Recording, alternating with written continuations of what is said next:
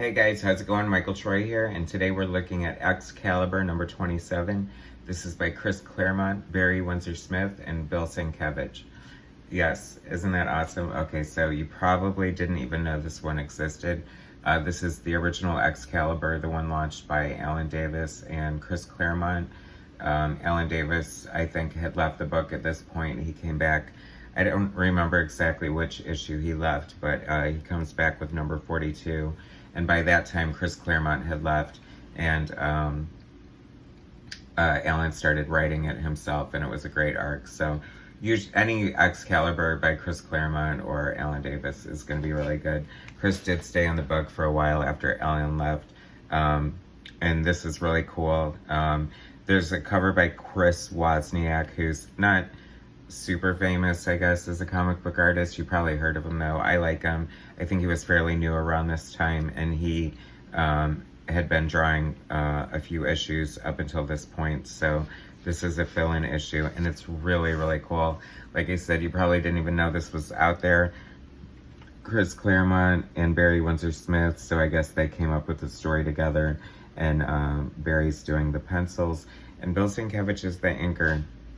Now, when Bill Sienkiewicz is inking, you know, his crazy style, very heavy on the blacks, very scratchy, very overpowering. So I'm guessing that Barry probably only did layouts for this because you wouldn't want to take like full, beautiful Barry Windsor-Smith pencils and have Bill Sienkiewicz ink over it, because he's totally going to change the look, the aesthetic, and bring so much of his own to it that you would want it more for like a looser pencils, and just something that Bill can stamp his signature style on.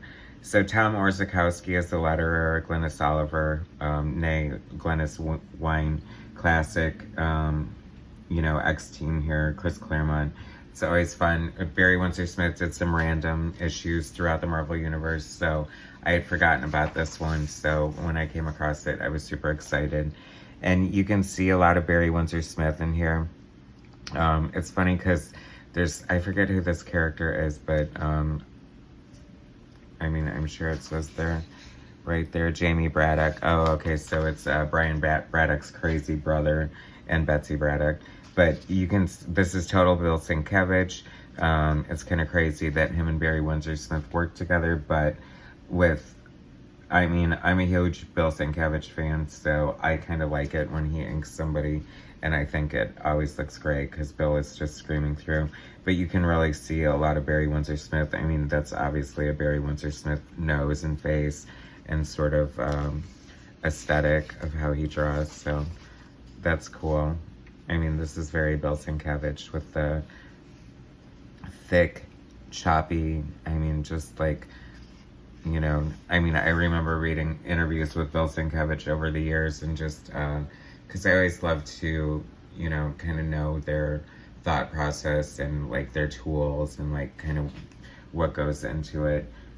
Just as an artist, you never know what you're going to pick up, but I remember him just talking about his inking, and he would just use anything, you know, slash into the board with razor blades to, you know, get the white lines across it, or, you know, just like spackle it with a toothbrush. You dip your toothbrush in white or black ink and just like spray it across the page, and just, I mean, I don't see an example of that here, but just to say like what goes into the artistry.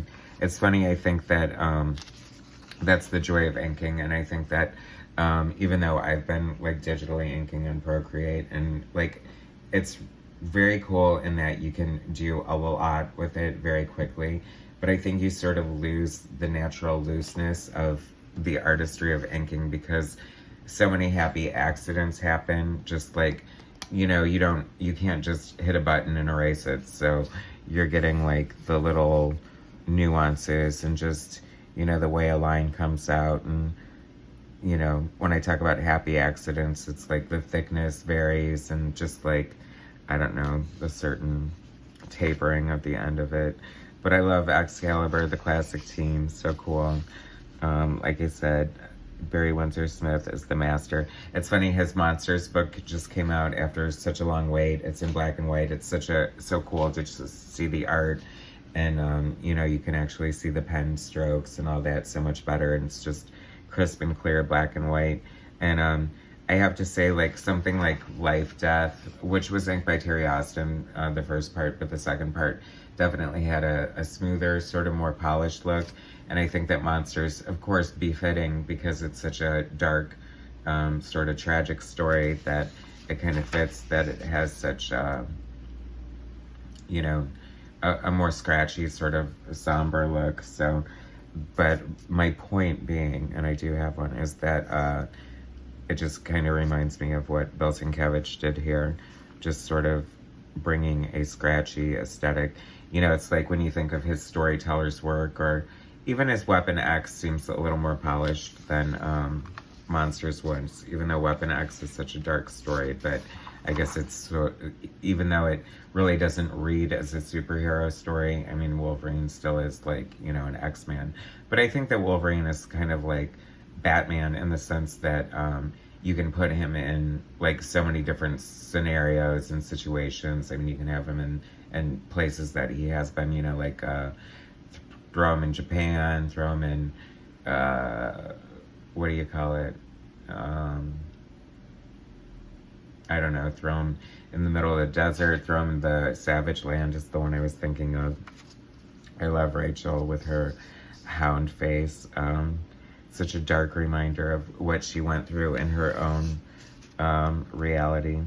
Ooh, got some nice Kirby dots here. I can imagine. It's funny, I was thinking of this earlier because I was thinking about BWS, Barry Windsor-Smith, and he really broke out with his style, like what you know to be his style, and everybody, like, went nuts when he started using his new style, I think, on Conan.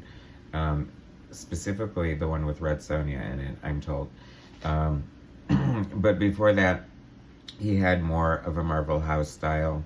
I think they were all encouraged to do that, and it sort of didn't work for him. And he said in interviews and sort of, you know, he saw the light with that new style, and everyone saw the light. I mean, it's such a great style with that gorgeous, like, hatching that he does, and very, I don't know, old school, classic art, you know, that just looks so cool.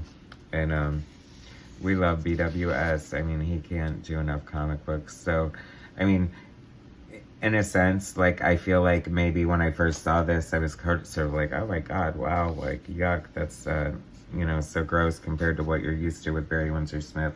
But like I said, if he's doing, like, really loose pencils and they're just, I mean, this is sort of artistic history.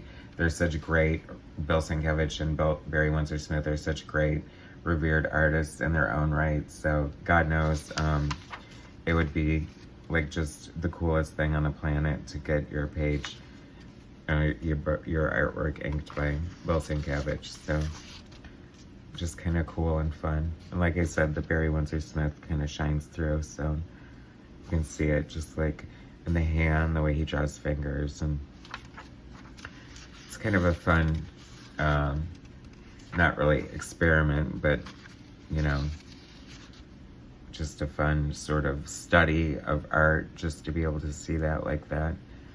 So that's that. I think, I mean, I can't think of any other examples. This has to be a once-in-a-lifetime, very cool experience to have Barry Windsor-Smith inked by Bill Sienkiewicz. So thanks for watching. Please subscribe to my channel, hit like, share my content, and I'll bring you some more later. All right, thanks, guys.